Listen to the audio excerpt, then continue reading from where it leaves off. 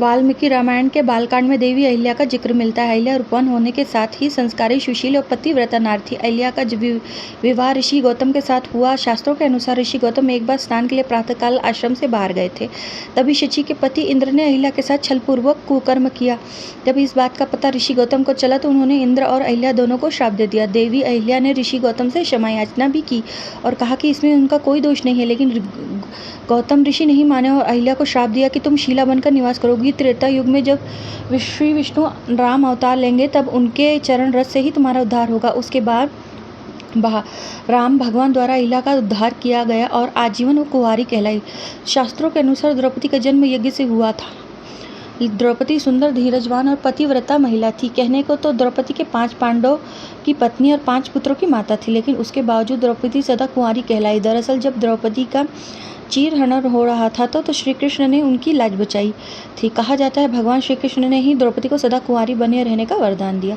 लंकापति रावण की पत्नी मंदोदरी को चीर कुमारी भी कहा जाता है, जो कि राक्षस राज मायासुर और हेमा की पुत्री थी। मंदोदरी की माँ हेमा अप्सरा थी, लेकिन पिता राक्षस कुल के थे। इस कारण मंदोदरी अत्यंत सुंदर और आदि दानव थी। रावण से विवाह का वरदान मंदोदरी को भगवान शिव से मिला था।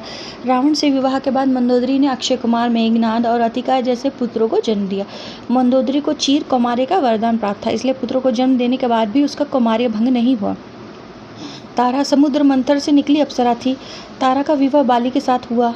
बाली के भाई सुग्रीव ने छल से जब उसका वध कर दिया तो तारा ने श्री राम को कोसते हुए श्राप दिया कि वह अपनी पत्नी सीता को पाने के बाद खो देंगे। साथ ही तारा ने यह भी कहा कि अगले जन्म में बाली के हाथों ही राम की मृत्यु होगी। इसके बाद द्वापर युग में भगवान विष्णु ने भगवान कृष्ण के रूप में जन्म लिया और उनके इस अवतार का अंत भील जरा नामक शिकारी के हाथों हुआ, जो कि बाली का ही दूसरा जन्म था। तारा को भी आजीवन कुंवारी रहने का वरदान प्राप्त था।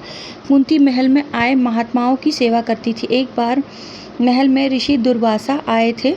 कुंती के सेवा सत्कार से ऋषि दुर्वासा प्रसन्न हुए और कहा, पुत्री मैं तुम्हारी सेवा से प्रसन्न हूँ, इसलिए मैं तुम्हें एक मंत्र देता हूँ। इस मंत्र से तुम जिस देवता का स्मरण करोगी वह तत्काल सामने प्रकट होकर तुम्हारी इच्छा पूरी करेंगे। कुंती का विवाह हस्तिनापुर के राजा पांडु से हुआ, लेकिन पांडु को श्राप मिला था कि अगर वह अपनी पत्नी कुंती को स्पर्श करेंगे तो उनकी मृत्यु हो जाएगी। लेकिन इन्हें इस बात की चिंता रहती थी कि उनकी मृत्यु के बाद कुरुवंश समाप्त हो जाएगा। कुंती को ऋषि दुर्वासा से अद्भुत मंत्र प्राप्त था, जिससे कुंती ने धर्मदेव, युधिष्ठिर, वासुदेव से भीम, इंद्रदेव से अर्जुन और पुत्र के रूप में प्राप्त किया। इस तरह देवताओं को संतान से प्राप्त कुंती का कौमार्य पवित्र माना जाता है।